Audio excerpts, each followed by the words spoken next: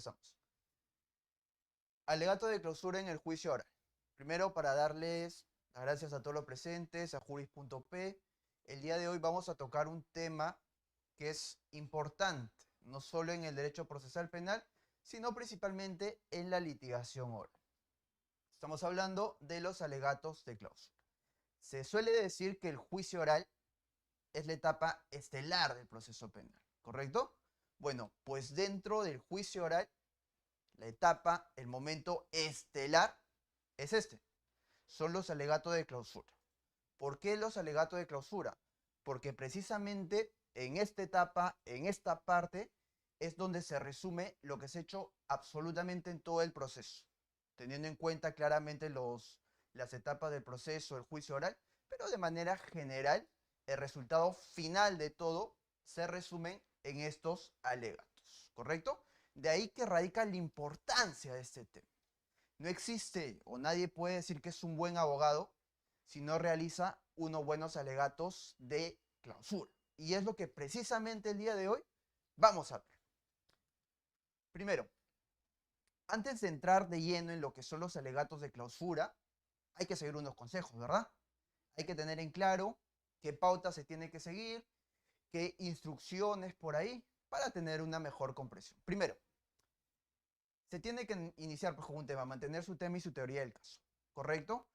Una teoría del caso que se plantea al inicio pues, del juicio oral, que tiene su fundamento en pruebas, en derecho, etcétera.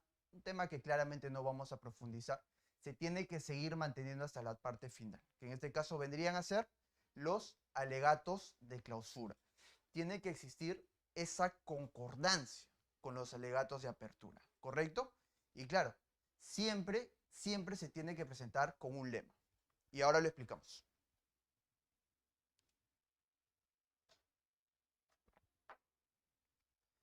El lema se encuentra direccionado únicamente a lo que ha ocurrido en este caso en el juicio oral sobre los hechos y sobre el desahogo de pruebas. El lema tiene que ir exactamente estructurado y enfocado en esos hechos. No se recomienda citar, por ejemplo, una cita de literatura, algún autor de repente que escribió sobre otro tema y que creemos pertinente. No. El lema tiene que ir enfocado únicamente a lo que pasó en los hechos.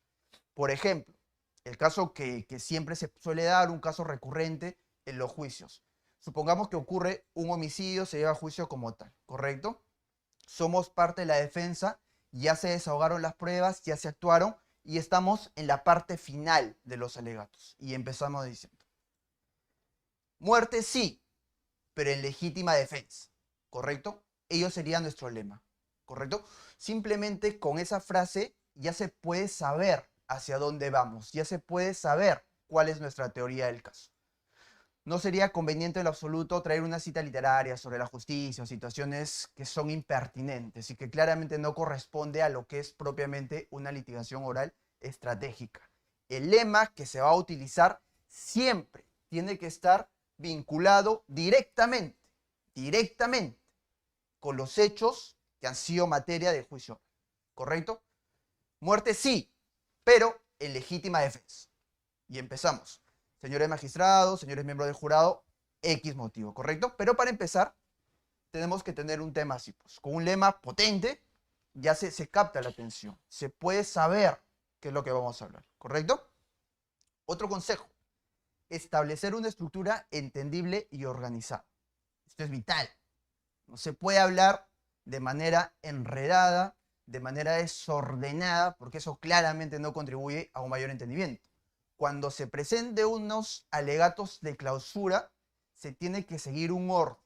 Preferentemente, el orden tiene que ser un orden cronológico, ¿correcto? Porque lo cronológico suele ser más entendible.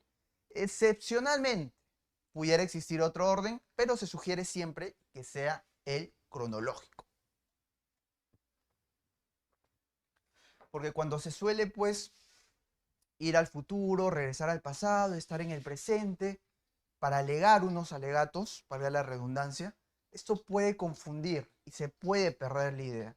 Recordemos que estamos ante el último momento que tenemos, jurídicamente hablando, dentro del juicio, para poder convencer a los jueces. Así que no corresponde emplearlo de manera adecuada y desperdiciarlo. Por ello se sugiere siempre tener una adecuada estructura. Esto es vital. ¿Qué más? Argumentar la credibilidad de la evidencia y los testigos. Una estructura propiamente los alegatos de clausura tiene que tener dentro de su contenido la actividad probatoria que se ha realizado durante el juicio oral. ¿Correcto? Así también el desahogo de los testigos. Esto es sumamente importante. ¿Por qué? Porque esto es lo que le va a dar fundamento a lo que vayamos a decir. De nada sirve decir, pues señor, que fue legítima defensa si dentro de las pruebas no tengo ni una sola que pueda sustentar ello. Entonces simplemente serían palabras que no tienen asidero legal. Por lo tanto, tan importante como tener un lema, establecer una estructura, es argumentar la credibilidad de la evidencia que se ha desahogado durante el juicio. Es un consejo que se tiene que tener en cuenta. ¿Qué más? Confrontar los hechos malos y enfatizar los hechos buenos. Un error que se suele cometer, correcto, es que al momento de presentar unos alegatos, se suele simplemente tomar lo bueno. Y en teoría lo que no nos favorece como que lo arrimamos a un costado. Eso es un error. Es un error porque ataca directamente la credibilidad de la persona que está alegando. Cuando alguien va a presentar unos alegatos, tiene que buscar la conformidad de todo lo que está diciendo y específicamente la credibilidad. Y esto se logra argumentando ambos hechos, ¿correcto? Ahora, el tema de que lo vayas a argumentar o lo vayas a mencionar no significa que lo vayas a hacer en igual forma o en igual proporción de tiempo. Ahí donde viene propiamente la estrategia. Pero lo que sí no se puede dejar de hacer es no mencionar, por ejemplo, los hechos que de repente no nos fueron del todo favorables. ¿Correcto? Eso hay que tenerlo muy en cuenta porque es parte vital de lo que corresponde a la credibilidad como abogados.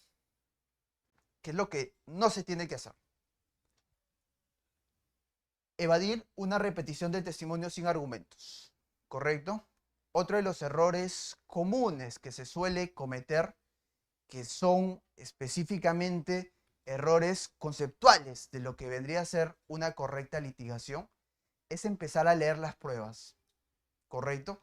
Empezar a leer las conclusiones e incluso la metodología y volver a repetir aquello que ya se debatió en juicio oral. Es un error que no se puede cometer. Simplemente lo que se hace o lo que se tiene que hacer es tomar esas pruebas, tomar propiamente las conclusiones a las que se ha llegado después del debate, no la prueba en sí, sino las que se ha llegado después del debate y presentarlas ante los jueces, ¿correcto? Pero lo que no se puede hacer nunca es repetir. Agarra, por ejemplo, incluso en una persona, sí, tal testigo vino, tal. No, eso es claramente algo que no se puede hacer. Y contraviene, debilita y no es pertinente para unos alegatos de clausura que se tiene que hacer correctamente. ¿Qué más? Proponer conclusiones sobre la evidencia y testimonios presentados. Siempre lo que le venía diciendo, ¿verdad? Una prueba actuada en juicio oral, un testigo examinado da una conclusión. Esta conclusión puede ser favorable o puede ser desfavorable. Esto se tiene que mencionar en los alegatos, sin necesidad de profundizar, ¿correcto? Un ejemplo, conforme vino el perito contable a declarar a juicio oral y después de un contrainterrogatorio exhaustivo, no supo explicar cómo es que había llegado a la conclusión de una presunta defraudación en el proceso de contratación pública, ¿correcto? Simplemente de esa forma. Evidentemente tienes que decir el nombre, todo para poder localizarlo, pero lo que no puedes señalar y decir, conforme a la pregunta 1, a la pregunta 2, a la pregunta 3, que se le vino señalando, explica toda la metodología, son situaciones que no corresponden a ese estadio. Porque con lo que he dicho en su primer momento, en el primer momento, ya basta para saber, porque ese perito, experto, todos lo han escuchado, ¿correcto? Pero lo tenemos que presentar adecuadamente, pues en lo que es los alegatos de clausura. ¿Qué más? Algo que se suele recomendar es tener un apoyo visual moderado, ¿ya? Siempre que van a presentar unos alegatos, el apoyo visual es importante, pero de manera limitada. No pasarte leyendo diapositivas todos los alegatos, porque los alegatos de clausura necesariamente no se reduce a un aspecto técnico del derecho como tal, sino que se tienen que presentar conclusiones jurídicas posteriores al debate. Y en ese caso, pues el apoyo visual no es del todo necesario. Situación distinta, por ejemplo, si se tratara de una audiencia de excepción de improcedencia de acción, de etapa intermedia, donde de repente por ahí sí pueda ser necesario tener diapositivas para un mejor entendimiento. Pero lo que son los alegatos de clausura es algo que se puede utilizar, sí, pero de manera muy limitada.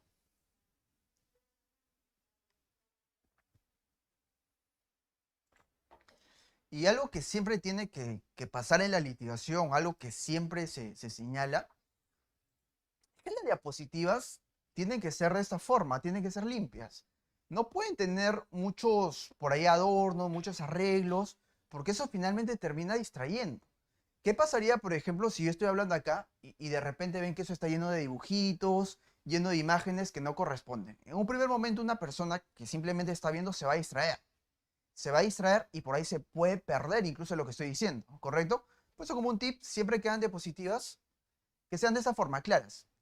Fondo blanco, letras negras, fondo negro, letras blancas, ¿correcto? Cuando sea pertinente usar una imagen de un arma, por ejemplo, un objeto de prueba, utilicen, pero nunca usarlo de más. ¿Qué más? ¿Qué más se puede usar acá en los alegatos de clausura? Explicar la aplicación legal de los hechos, ¿correcto? Por ejemplo, si nuestra teoría del caso estuvo direccionada a probar la tipicidad de un hecho que no tuvo un control adecuado en el juicio oral, por ejemplo, hay que señalarlo de manera puntual. Estos hechos son atípicos por ausencia de un elemento objetivo del tipo penal, etcétera, etcétera. Lo mencionamos puntualmente. La base legal se tiene siempre que señalar. En igual sentido, de conformidad, pues, con la sentencia plenaria, la casación, el recurso de nulidad, dichas conductas o dichas acciones no constituirían delito, pero simplemente puntualizarlo, ¿correcto? No se puede, no se puede sacarse y leer toda la jurisprudencia, leerte 2, 3, 4, 5 párrafos, explicar la jurisprudencia como tal, porque es algo que no corresponde, ¿correcto? Porque eso ya fue debatido dentro del juicio oral, ya fue postulado incluso si fuera dentro de un juicio oral como tal en los alegatos de apertura. Y si sigue una línea de la teoría del caso, no es algo nuevo que se está trayendo, sino es algo que ya ha sido debatido. Pero para darle sustento legal a los alegatos de clausura, propiamente pues es algo que también se tiene que señalar de manera sumamente puntual. ¿Qué más? Pedir el fallo que se busca, ¿correcto? Si somos abogados defensores, evidentemente tenemos que pedir la absolución. Y de manera excepcional, dependiendo de cómo haya ocurrido el juicio, se puede evaluar de repente una pena menor.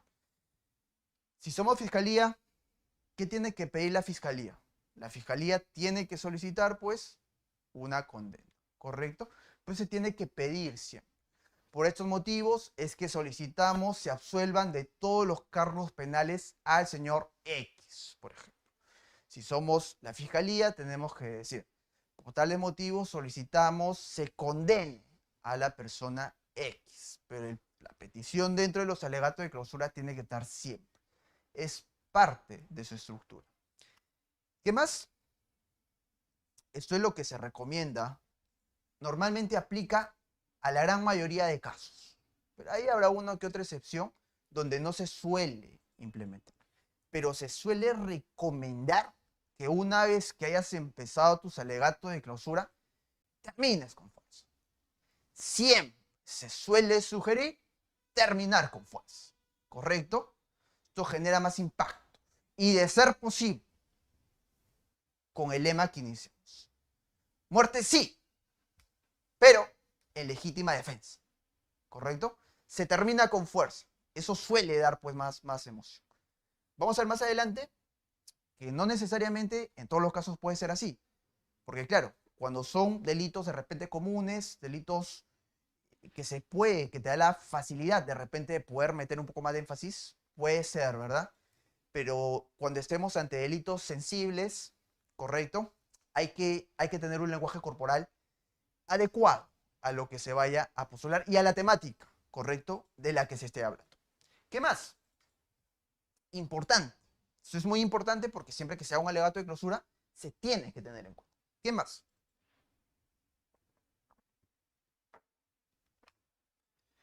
Hay que tener en cuenta, como ya le venía señalando, que esta es la última oportunidad que tenemos para comunicar nuestra teoría del caso. No hay más. No hay más. Dentro del juicio oral, claramente. A partir de este momento, no vamos a tener el uso de la palabra, no vamos a tener mayor capacidad ya de poder señalar y decir y argumentar por qué es que debería de absolverse a nuestro cliente. ¿Correcto? Así que esta es la última oportunidad. Aquí es el momento. Se conocen casos y particularmente me ha pasado a mí y estoy seguro que le han pasado a muchos de ustedes que se incorporan a un juicio oral ya cuando está avanzado y ven que de repente la prognosis podría ser un poco desfavorable, pero con unos alegatos de clausura realizados correctamente, estructurados correctamente, se puede lograr un fallo favorable. Los mejores abogados manejan correctamente los alegatos de clausura, porque lo vamos a ver más adelante, tiene una suerte de beneficio respecto a lo que son los alegatos de clausura, perdón, de apertura. Te da una libertad, que es que puedas argumentar algo que está prohibido en los alegatos de apertura. Y con base a esa libertad es que puedes, pues, estructurarlo de una forma más abierta. ¿Qué más? Se debe encontrar enfocado al desahogo de las pruebas durante el juicio, lo que veníamos diciendo. Lo que veníamos diciendo. No se puede llegar a unos alegatos de clausura a improvisar, a traer ideas de manera abstracta. A mí me parece, con todo respeto, señora, acá no se discute lo que usted se parezca o no. Acá estamos discutiendo lo que se ha desahogado durante el juicio oral. Y lo que se ha desahogado dentro del juicio oral son las pruebas. Y todo lo que vayas a decir tiene que estar sustentado en pruebas, ¿correcto? ¿Por qué es legítima defensa? Porque se encontró un uso adecuado del arma de fuego, ¿correcto? Y esto se encuentra sustentado en el debate pericial que se realizó en el juicio oral. Eso es importante. ¿Qué más? Se traen todos los elementos que formaron nuestra teoría del caso y los que acreditan también la parte contra. Siempre se tiene que mencionar. Tus alegatos de clausura duran, por ejemplo, 10 minutos. 9 minutos le dedicas a lo que son los hechos positivos de tu caso y también tómate un minuto para hablar sobre los hechos no negativos, sino que no favorezcan del todo a tu teoría del caso. Hay que mencionarlos. Por ejemplo, conforme vino, pues la fiscalía presentó un testigo que dijo A. No obstante, y es el testigo estrella, por ejemplo, de la fiscalía. No obstante, esta defensa presentó a 3 testigos que lo pudieron contradecir, ¿correcto? Entonces, los jueces que están viendo van a tener ya en mente que los 4 testigos vinieron a señalar. No lo estás omitiendo, ¿correcto? Porque si simplemente presentaras a tus testigos, es como si, e incluso estuvieras resaltando la importancia de ese otro testigo. Hay que presentarlos de manera disuasiva, de manera objetiva, pero siempre dentro de nuestros alegatos, ¿correcto? ¿Qué más? ¿Qué más se puede ver acá pues en los alegatos? Se traen, lo que le venía diciendo, todos los elementos, se argumenta y se hace conclusiones. Lo que le dije hace un momento. ¿Cuál es la diferencia con un alegato de apertura? En los alegatos de apertura no se puede argumentar y no se puede concluir. Simplemente se narra lo que va a pasar en el juicio, se narra lo que es parte de nuestra teoría del caso, pero no se puede concluir, ¿correcto? No se puede hacer. Eso sí se puede hacer acá, pues. Sí se puede hacer en los alegatos de clausura. Y esa libertad es propiamente lo que nos permite darle fundamento a estos alegatos como tal. Hay que tener en cuenta porque es un error que se suele cometer.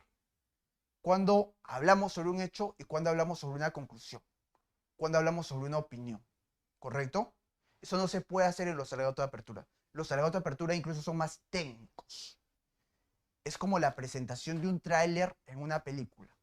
En 2-3 minutos, dentro del tráiler claramente los alegatos están atrás más tiempo, para hacer el ejemplo, ya no dicen de qué se trata la película, ¿verdad? Ya tenemos una idea, pues una presentación de lo que va a tratar la película. Pasa algo similar con los alegatos de apertura. Es una suerte de introducción, presentación de nuestra teoría del caso, que se va a actuar durante el juicio oral. Es otro tema, simplemente hay que señalarlo, porque hay personas que no la tienen muy clara.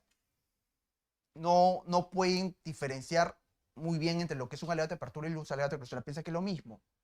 Cuando hay errores técnicos en el cómo incluso se permite hasta objetar un alegato de de apertura. Cuando por ahí se está concluyendo, se está opinando, se está argumentando. Eso no se puede hacer. Simplemente es una narrativa de lo que va a pasar en el juicio oral. ¿Correcto? ¿Qué más? La clausura no es una recopilación de los hechos. Claro, lo que le venía señalando.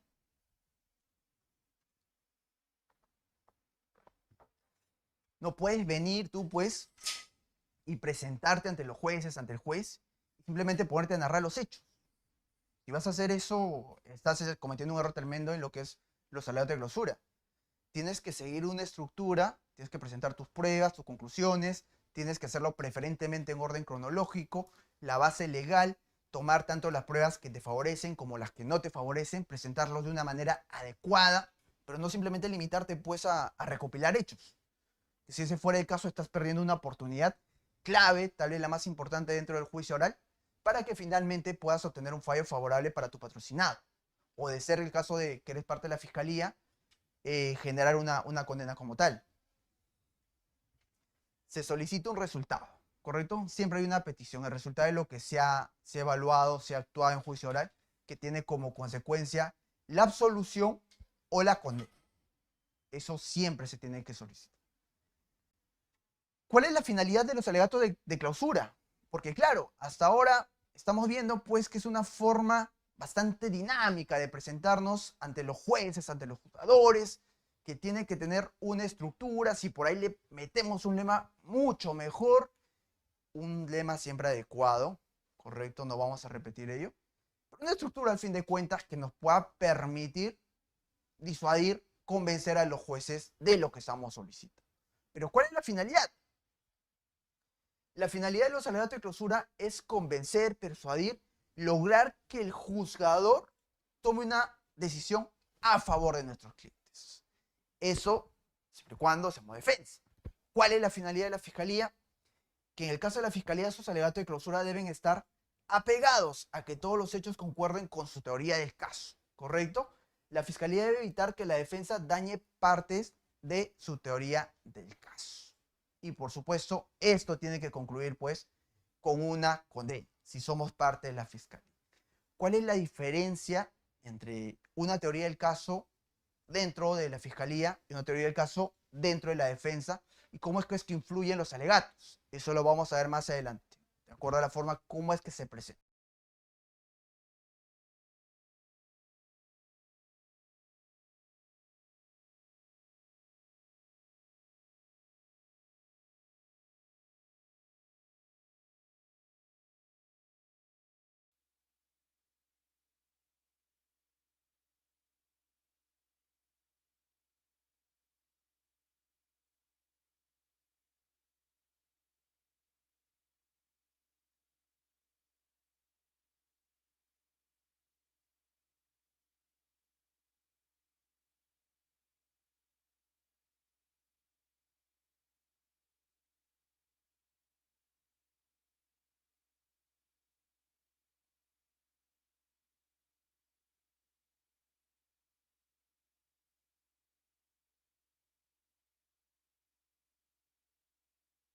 Antes, en breves minutos vamos a retomar con la sesión de hoy.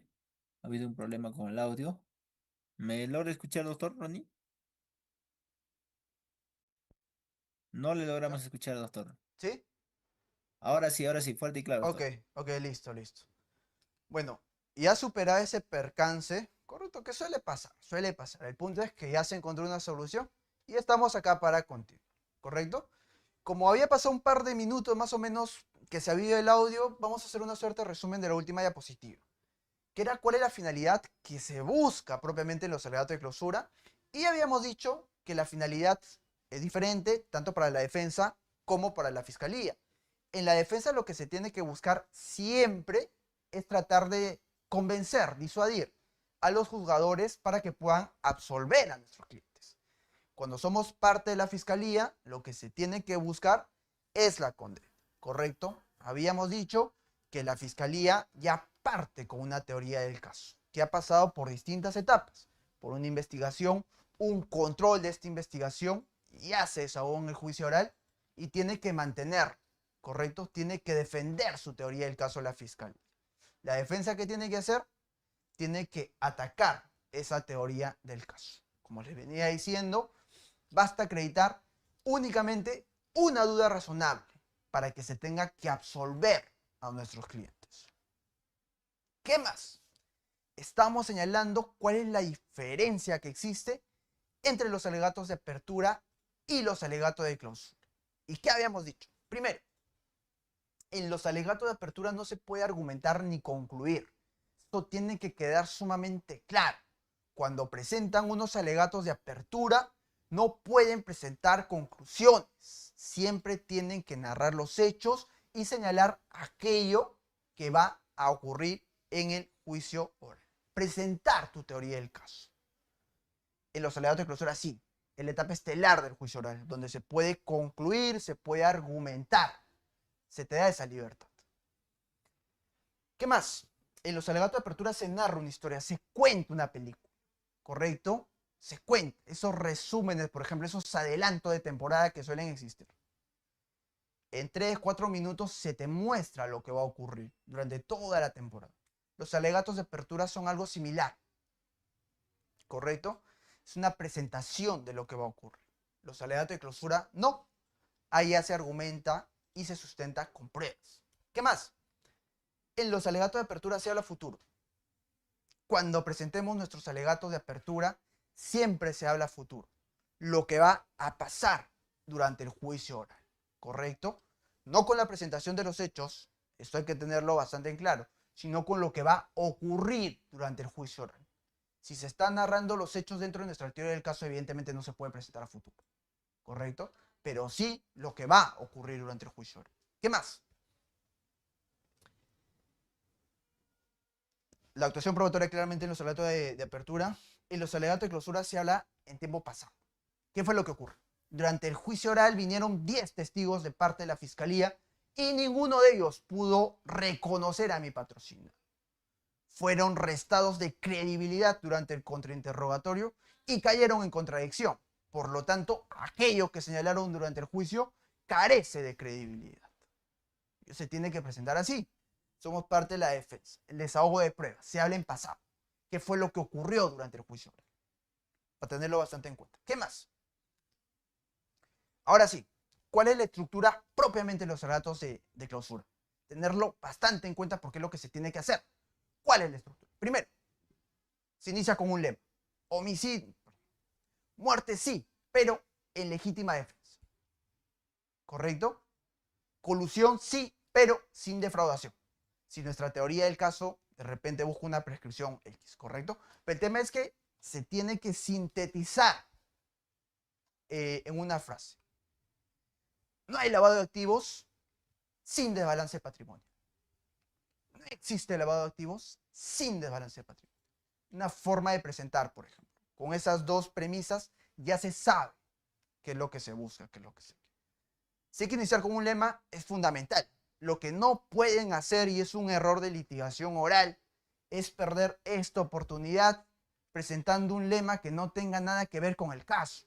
Citando a un autor de literatura, de repente, o un autor que ni siquiera sabe la existencia del caso y que lo mandó simplemente por ser parte de su actividad y que no corresponda. No, se tiene que buscar un lema respecto a la estructura, a los hechos como tal.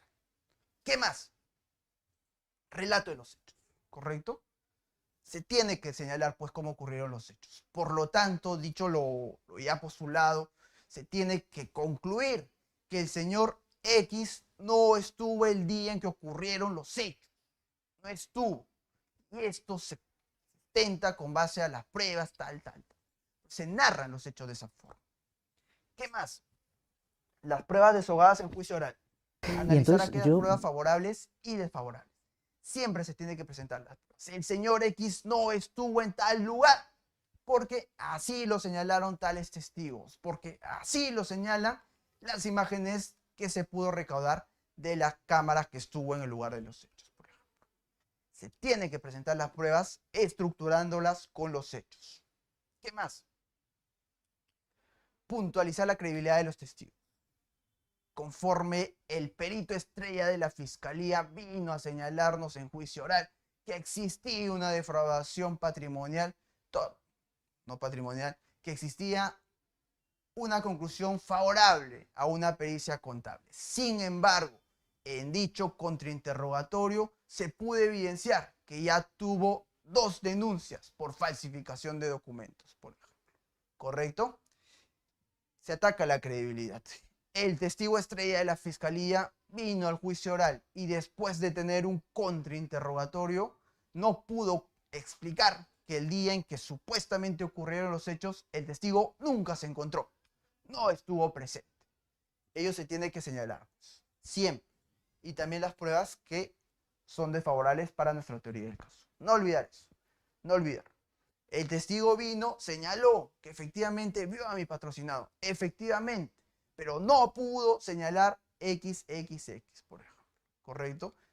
No se trata de presentarlo, no presentarlo, porque se tiene que presentar, sino es la forma en cómo se van a presentar las pruebas que en teoría no son del todo favorables para nuestra teoría del caso.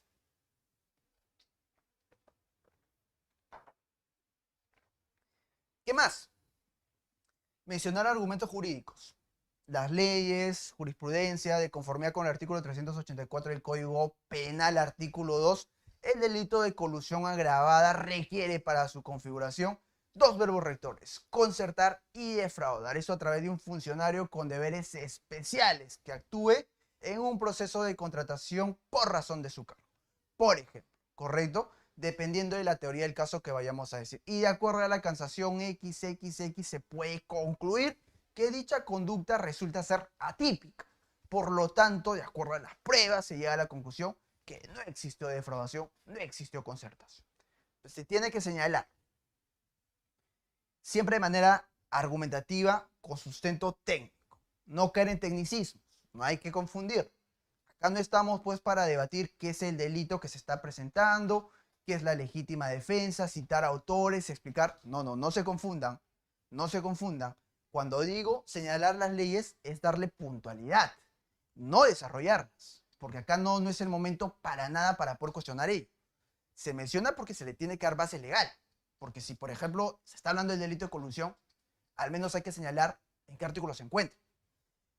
Lo que no significa que vamos a desarrollar el delito de colusión que de acuerdo a tal autor, de acuerdo a... No, ello es algo que ya no corresponde en este estadio.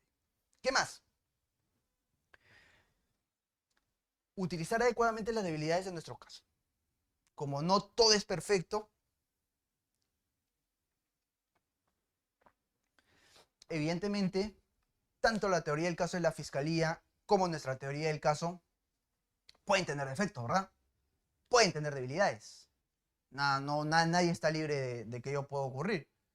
Nuestro deber como abogados es identificar cuáles son esas debilidades. De repente la debilidad para nuestra teoría del caso, correcto, es una pericia contable, una pericia económica que presenta la fiscalía y hay que tenerlo presente.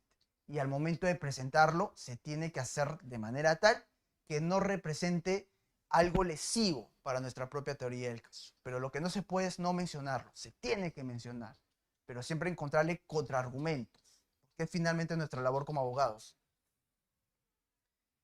¿Qué más? Realizar conclusiones donde se confirme nuestra teoría del caso. Realizar conclusiones. Por tales motivos se concluyó que no existe un desbalance patrimonial en mi patrocinado. Han venido a esta sala de juicio 5 peritos económicos y ninguno de ellos ha podido sostener que puede existir algún desbalance patrimonial.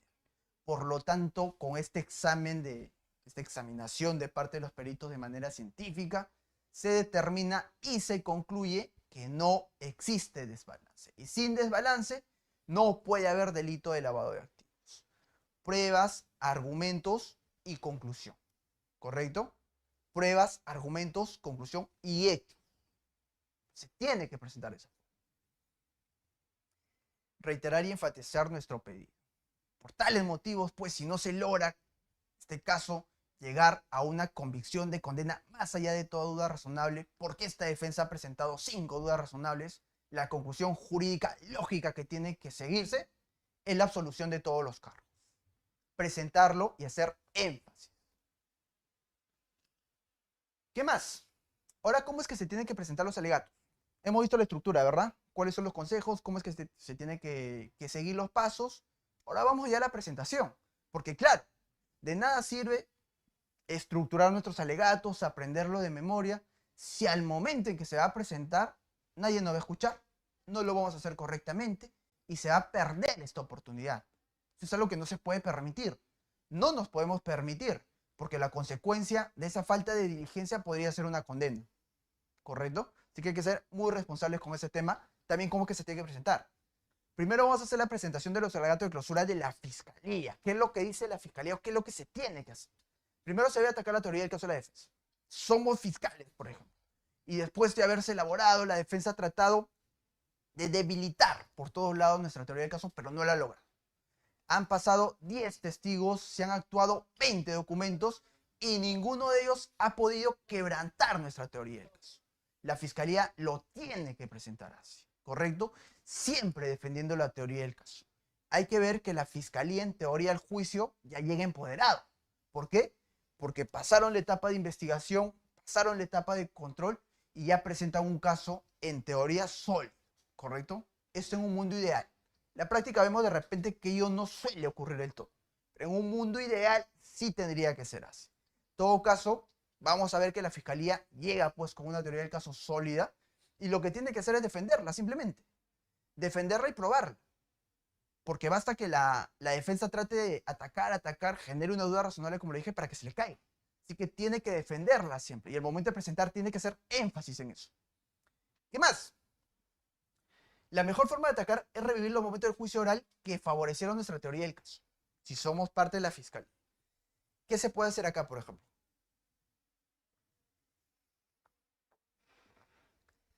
Y es jugar. Jugar en un término técnico, en un término claramente dentro de lo que puedan hacer los alegatos de clausura como tal. Se tiene que evidenciar, ¿correcto? Evidenciar los puntos que van a ser favorables para nuestra teoría del caso. ¿Y cuáles podrían ser esto? De repente, durante el juicio oral, la Fiscalía presentó a su testigo estrella, a su perito estrella, este vino a juicio y se lució.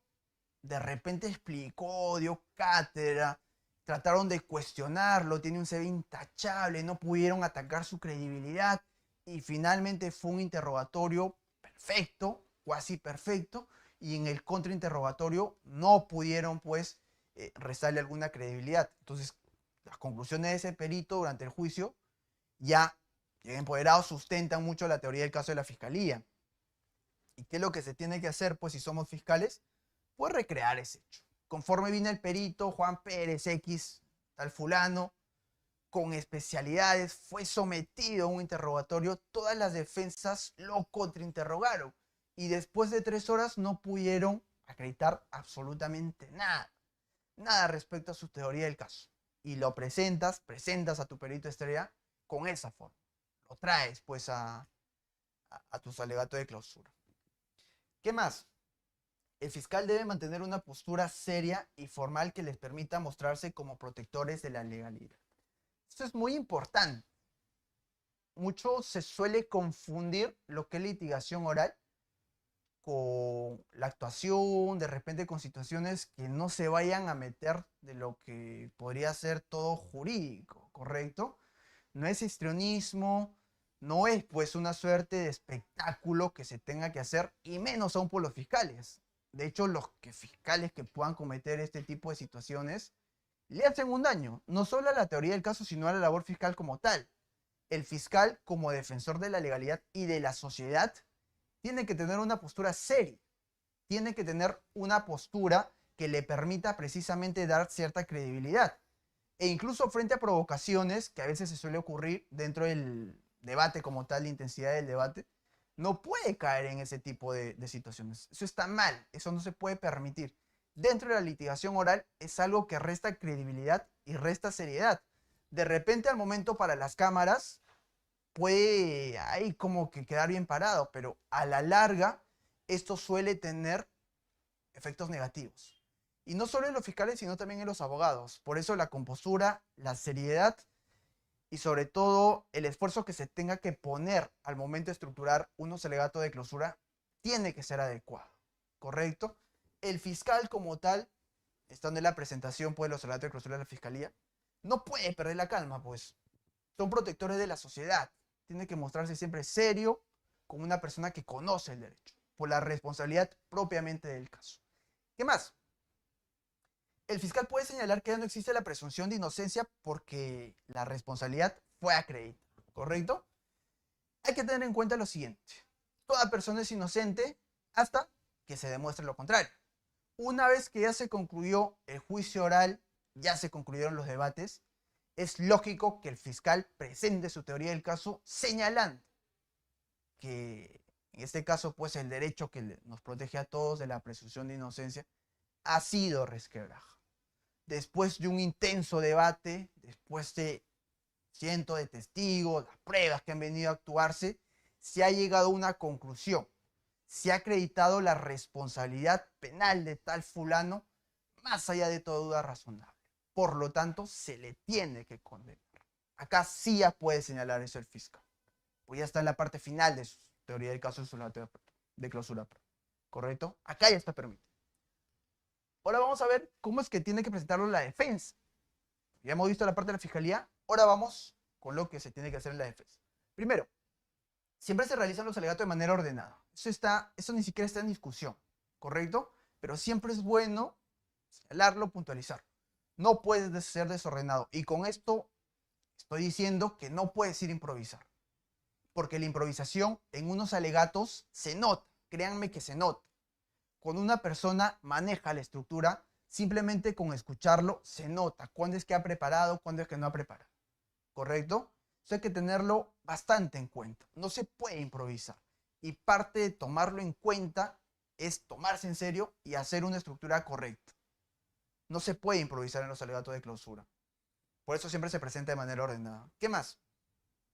La falta de un buen alegato de clausura es el equivalente a dar por acreditado la teoría del caso de la fiscalía. Por eso les digo, esta es la etapa estelar del juicio oral. Si presentas de manera incorrecta tus alegatos de clausura, puedes estar dando por acreditada la teoría del caso de la fiscalía. Y la consecuencia podría ser una condena incluso hasta injusta en contra de tu cliente. Ahí que venga la responsabilidad de hacer un uso adecuado de los alegatos de clausura. Es la etapa final. Si se cierra con fuerza, se puede lograr un alegato correcto, en este caso beneficioso para nuestros clientes. Pero es parte de. Si haces mal tus alegatos de clausura, te vas fuera de tiempo, estás recontra desordenado, no recuerdas ni siquiera las pruebas que tienes. Terrible, ¿ya? Puede traer como consecuencia que se dé por acreditado la teoría del caso de la fiscalía. Y nos ponemos en el supuesto de que la fiscalía sí, lo hizo adecuadamente, se preparó, trajo una teoría del caso, en este caso unos alegatos de clausura bien fundamentados, y dio la impresión de que se habría acreditado. ¿Correcto? Y esto puede traer como consecuencia, como les digo, incluso una condena injusta. De ahí la responsabilidad. ¿Qué más? El abogado defensor debe ser capaz de traer a la realidad los pensamientos de los jueces por medio de las palabras. Esta es parte de la disuasión, parte de convencer.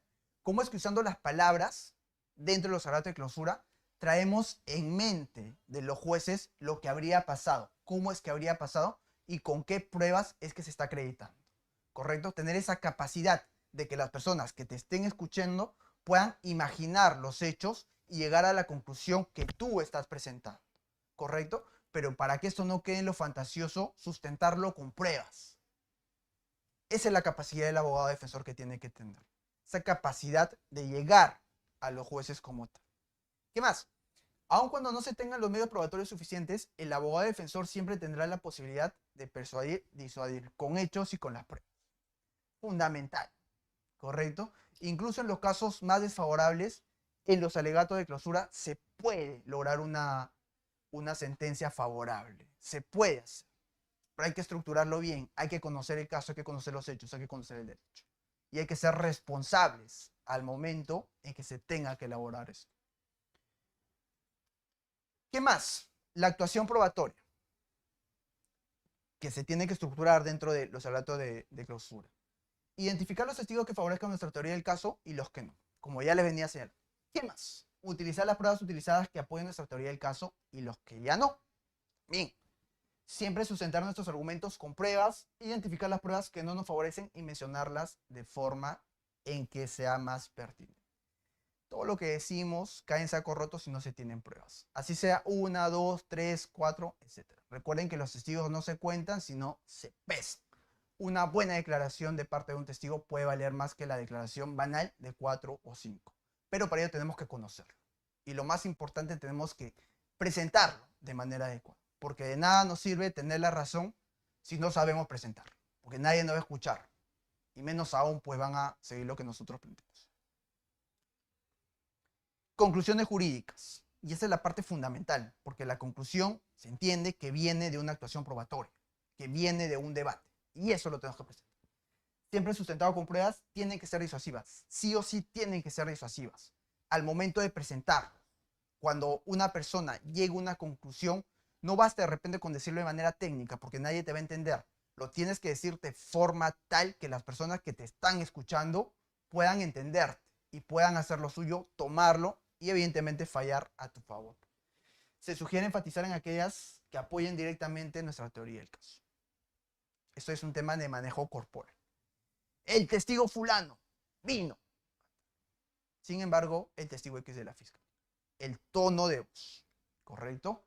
Es importante cómo se van a presentar las pruebas. Promesas cumplidas y promesas no cumplidas. Algo que se tiene que hacer y que no es una práctica común que se suele dar, pero es algo que es importante y ahora lo vamos a ver. Primero, cuando viene un fiscal, viene un abogado y hace sus alegatos de apertura, ¿qué es lo que dice? Durante el juicio vamos a acreditar la responsabilidad penal. Durante el juicio va a venir el perito técnico fulano tal y él, después de un examen, va a demostrar, en este caso, que la conclusión existe, ¿correcto? Se suele hacer promesas. Durante el juicio vamos a acreditar la existencia de una concertación y la existencia de una defraudación. Eso lo haces en tus alegatos de apertura, ¿verdad? Si eso prometiste en tus alegatos de apertura, ¿qué tienes que hacer en tus alegatos de clausura? Tienes que efectivamente hacer énfasis en esas promesas. Por ejemplo, conforme lo señalamos en nuestros alegatos de apertura de juicio oral, que íbamos a acreditar la concertación y que efectivamente después de la actuación probatoria hemos cumplido esa promesa. La fiscalía señaló que iba a acreditar la defraudación y después de este bagaje probatorio hemos logrado acreditar. Hemos cumplido con lo que hemos prometido, ¿correcto? Los fiscales deben señalar, por ejemplo, yo prometí que iba a acreditar la responsabilidad penal y he cumplido con ello más allá de toda duda razonable. Los fiscales deben de procurar llegar a juicio con casos sólidos. De más está decir esto, ¿verdad? Los casos tienen que ser sólidos, si no, no tendrían que llegar a juicio. En un mundo ideal, claramente, no siempre ocurre. Promesas cumplidas y no cumplidas de la defensa. Que esto es más para la defensa que por parte de la fiscalía. La defensa tiene que tener más énfasis en eso. Porque como insisto, la teoría del caso de la fiscalía ya se presenta. Ya se presenta y en teoría es una acusación. Una acusación que tiene que ser debilitada. Como abogados defensores tenemos que señalar, primero, los mejores defensores del mundo siempre han sido expertos en cómo cerrar casos en los alegatos de clausura. Eso hay que tenerlo en cuenta, no es un detalle menor. Los mejores abogados cierran casos de manera correcta con alegato de clausura, después de un bagaje probatorio, claramente, y una presentación correcta. ¿Qué más se tiene que ver acá? El juicio laboral en todas sus etapas puede haber un mal desempeño de la clausura. Eso no es tanto. Vamos a ver primero sobre las promesas cumplidas y no cumplidas. En igual sentido, cuando tú eres abogado y presentas pues tus alegatos de apertura, ¿qué es lo que dices? Después de todo el bagaje probatorio, esta defensa va a acreditar que no existe pues algún tipo de responsabilidad penal, ¿correcto? Y eso tiene que señalar en tus alegatos de clausura. Pero ya también tomando en cuenta lo que dice la fiscalía. Por ejemplo, si la fiscalía promete en sus alegatos de apertura que va a acreditar la concertación y defraudación y esto no se cumple, tenemos que mencionarlo al momento de presentar. Sin embargo, conforme ustedes pudieron escuchar, la fiscalía prometió en sus alegatos de apertura que iba a acreditar la concertación y defraudación. Sin embargo, después de todo el juicio oral, esa promesa no ha sido cumplida. ¿Correcto? La fiscalía señaló que iba a venir un testigo experto. Sin embargo, después del examen, se dictaminó que ese testigo experto no tenía credibilidad. Siempre el tema de las promesas no cumplidas. Por eso también hay que tener mucho cuidado con aquello que se promete dentro de los alegatos de apertura. No se suele hacer por hacer, no se promete algo que no se sabe que se va a cumplir. Debe enfatizarse y resaltar las promesas que el fiscal no cumplió, lo que le venía señalando. Nunca se debe intentar engañar o distorsionar los hechos. Y esto es fundamental, fundamental. No necesitas ser muy imaginativo, no necesitas cambiar los hechos, modificar los hechos para darle sustento a tu teoría del caso. Eso no está bien, eso no se puede hacer, porque eso te resta credibilidad, ¿correcto? No puedes, pues, intentar engañar, distorsionar los hechos, tratar de mentir. Eso no está bien, nunca es una buena práctica. Seas fiscal o seas defensa, eso no se puede hacer. Siempre con objetividad y con todo lo que ocurrió durante el juicio oral. Cómo lo presentes es una forma distinta. Por eso les digo, muchos confunden esto, distorsionar algo con una presentación adecuada, y eso no tiene nada que ver. Los hechos que tú puedas tener, las pruebas que puedas tener, los puedes presentar de la manera que tú creas más conveniente. Por eso existe la litigación oral. Ello no, digamos, en ninguna forma significa o constituye que pueda haber alguna distorsión de hechos. Eso es algo que no se puede hacer. Hay que tenerlo bastante en cuenta. ¿Qué más? La petición. Ya estamos llegando a la parte final, ¿correcto? Siempre se tiene que pedir. Siempre se tiene que pedir qué es lo que se está solicitando. Porque si no estaría vacío. ¿Para qué estás hablando? ¿Para qué estás argumentando?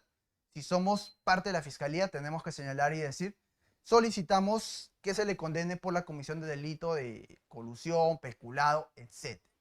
Si somos parte de la defensa, tenemos que señalar y solicitar que se le absuelvan de los cargos.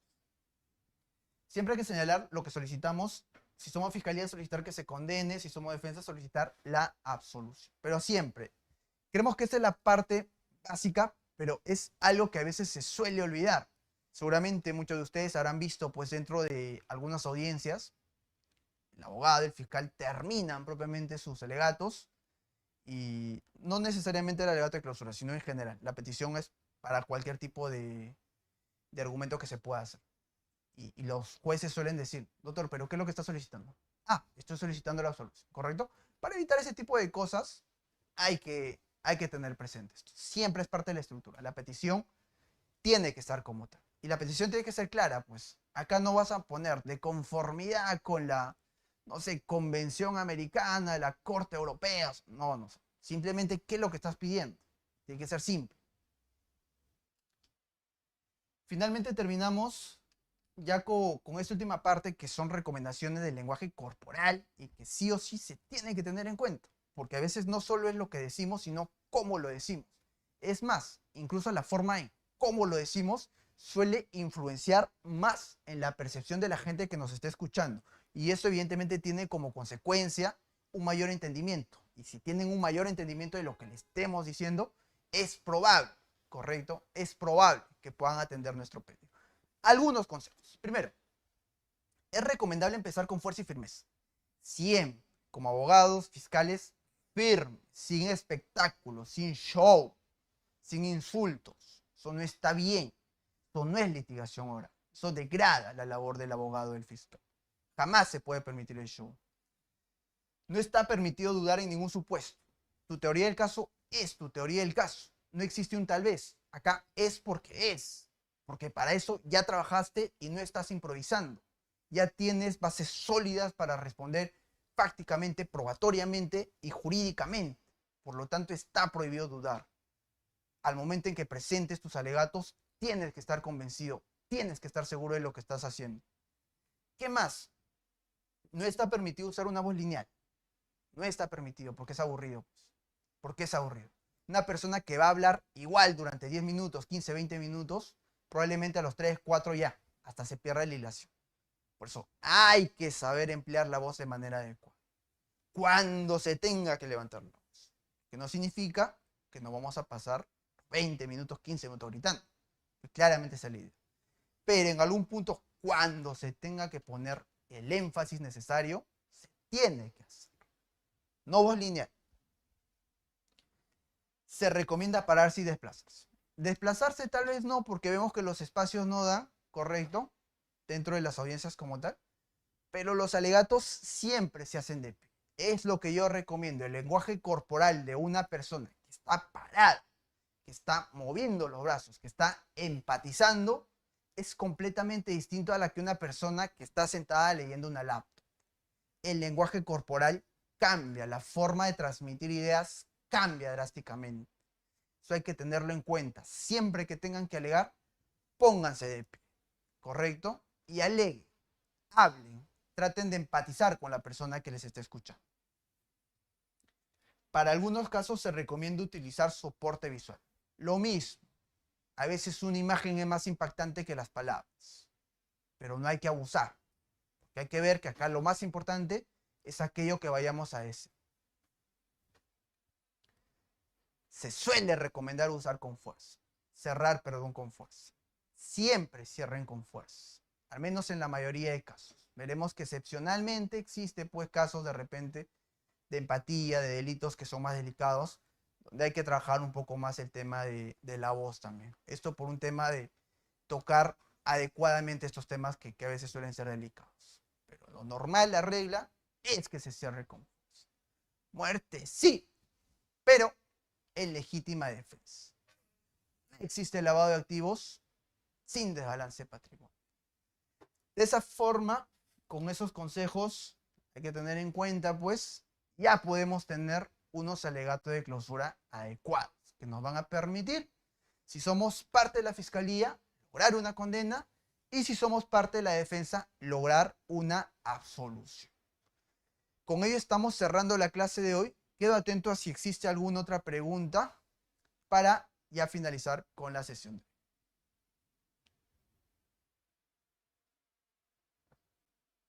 Excelente ponencia, doctor. Ahora invitamos a todos los colegas participantes, público en general, que puedan formular sus preguntas. Como les he indicado al inicio, las preguntas van a ser de manera oral, por ende, tienen que levantar la mano o en su defecto dejarlo en la cajita de comentarios para que el docente los pueda absolver.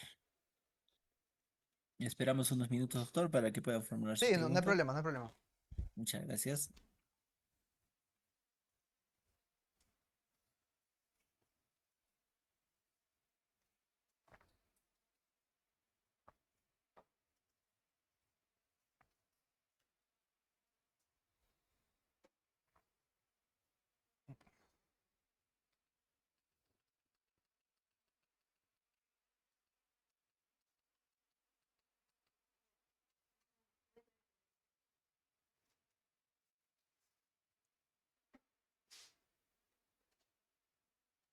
Tenemos la primera pregunta, doctor. Muy buenas noches, excelente ponencia.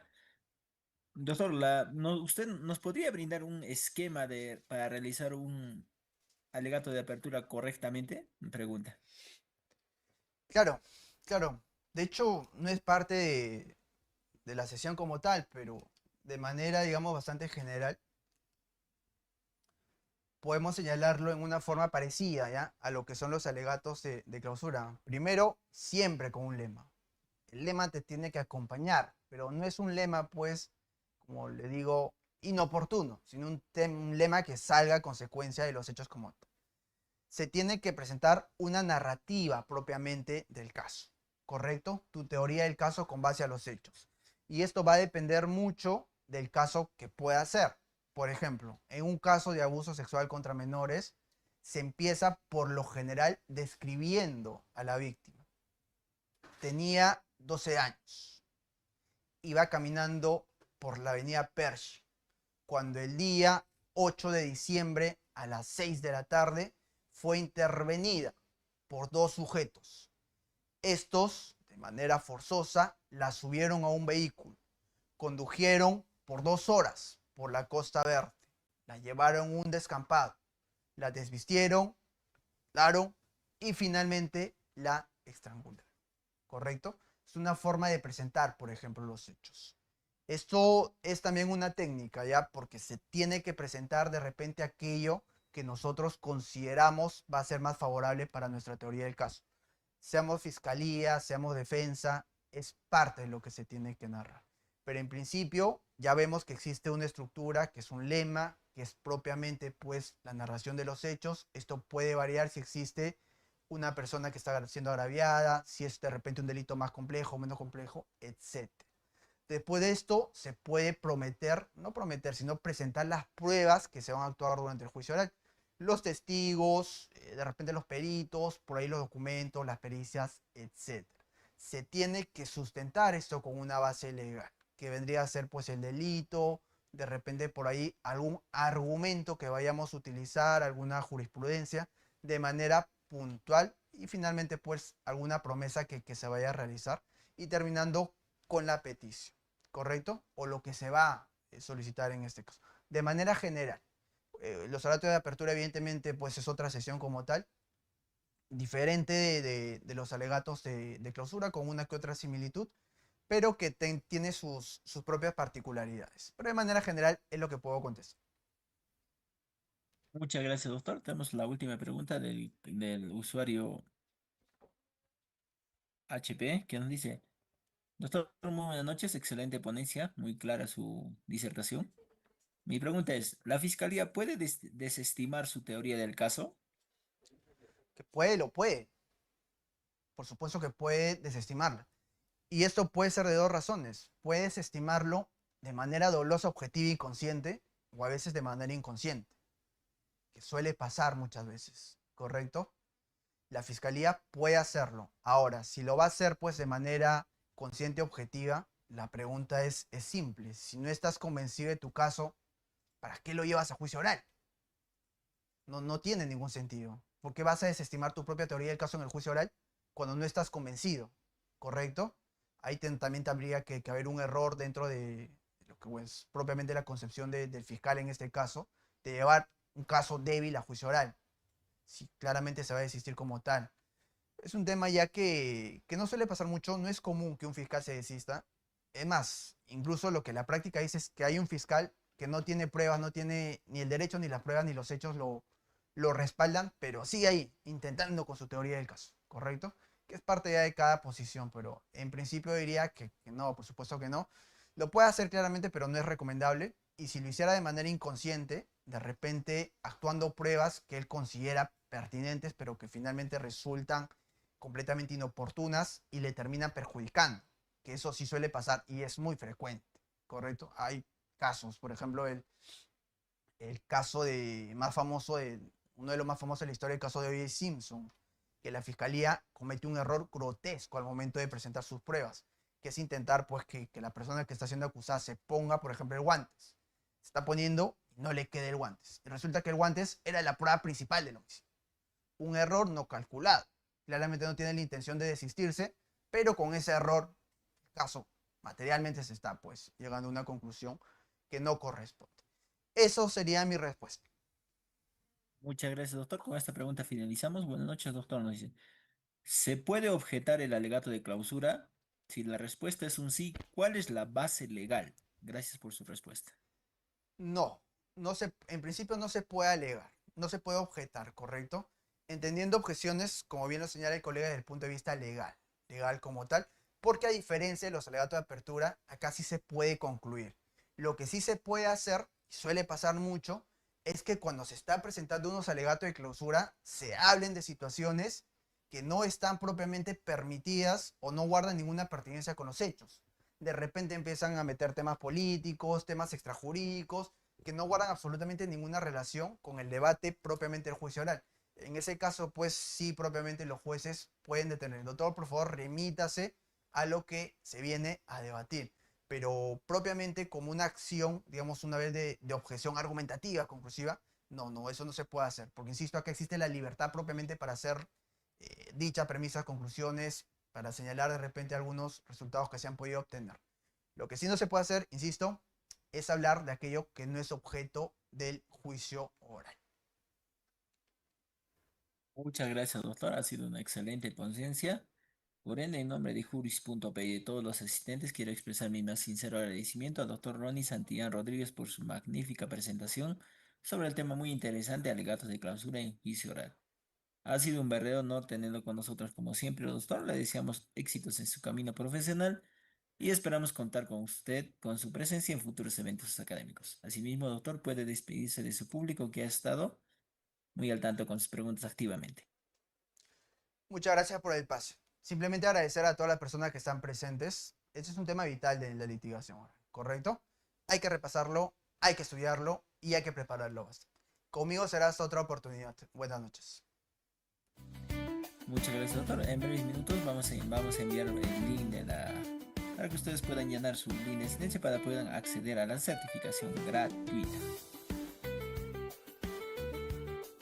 A ver, Fer, cambia la pantallita. Listo. Sí, podemos. Buenas noches, estimados colegas. Con esta ronda de preguntas, bueno, hemos finalizado esta sesión magistral. Asimismo, nuevamente agradecer la ponencia del doctor Ronnie Santillán, que también va a ser docente en nuestro diplomado en Derecho Procesal Penal y Litigación Oral. Estimados colegas, recordarles que este 15 de diciembre arrancamos nuestro diplomado y ustedes pueden ser parte con un descuento exclusivo de 50 soles solo por estar presente en esta sesión magistral. Asimismo, de tener pues un curso gratuito asincrónico en redacción de documentos. Sí, doctor. Gracias a usted. En redacción de documentos policiales y penales y además un banco de preguntas profa con más de 300 interrogantes, colegas, en varias ramas de derecho, por ejemplo, derecho constitucional, procesal constitucional, derecho penal, por supuesto, procesal penal, civil, laboral, redacción de documentos, entre otras ramas de derecho. Sí, colegas, entonces, si ustedes quieren ser parte con este descuento, con este curso gratuito, con este banco de preguntas profa, es decir, todo este pack, toda esta promoción a tan solo 200 soles. Voy a dejar el numerito en pantalla si están interesados para que escriban y comenten información. Recuerden, este descuento, este curso gratuito, este banco de preguntas es exclusivo por estar en esta sesión magistral. Estoy escribiendo el numerito donde pueden estar escribiendo. 645. Entonces, colegas, recordarles, si quieren inscribirse en este diplomado, con este curso gratuito, con este banco de preguntas, solamente tienen que escribir este numerito, pedir información sobre el diplomado en Derecho Procesal Penal y lo va a adquirir a tan solo 200 soles. Y por supuesto, este curso gratuito, redacción de documentos policiales y penales, aquí van a aprender a redactar un requerimiento de acusación, de prisión preventiva, actos policiales, entre otros. Y por supuesto, este banco de preguntas profa con más de 300 interrogantes con sus respuestas en materias de derecho, por ejemplo, penal, civil, constitucional, entre otros. Entonces, colegas, recordarles nuevamente, este 15 de diciembre iniciamos, vamos a tener al doctor Ronnie Santillán como ponente, el fiscal José Domingo Pérez, Jorge Pérez López, Sergio Emerson, la doctora Noelia Mengoa, entre otros. Vamos a abarcar las etapas del derecho procesal penal, vamos a aprender a armar una buena teoría del caso, colegas. Este tema es súper importante, por supuesto, técnicas de litigación oral, alegatos de apertura, clausura, tipos de objeciones, interrogatorio, contrainterrogatorio, control de plazo. Vamos a saber diferenciar una medida de coerción real con una personal. Personal típica, prisión preventiva. Real tenemos muchas: el embargo, la orden de inhibición y cautación de comiso. Entonces, colegas, es imperativo saber manejar estos temas. Entonces, ya para culminar, y les vamos a pasar el enlace, porque recuerden que esta sesión magistral tiene certificación gratuita. En unos segundos ya le estamos pasando el enlace para que pongan su asistencia y tengan esta certificación. Entonces, colegas, nuevamente, ya para culminar esta sesión magistral, pueden escribir este numerito que ven en pantalla. Se llevan su diplomado en Derecho Procesal Penal, que dura 2 meses, certificado por el Ilustre Colegio de Abogados de Lima Este por 240 horas académicas. Y por supuesto, este curso gratuito de redacción de documentos policiales y penales y este banco de preguntas profa con más de 300 interrogantes. Muchas gracias, estimados colegas. En unos segundos les estamos enviando el enlace para que pongan su asistencia.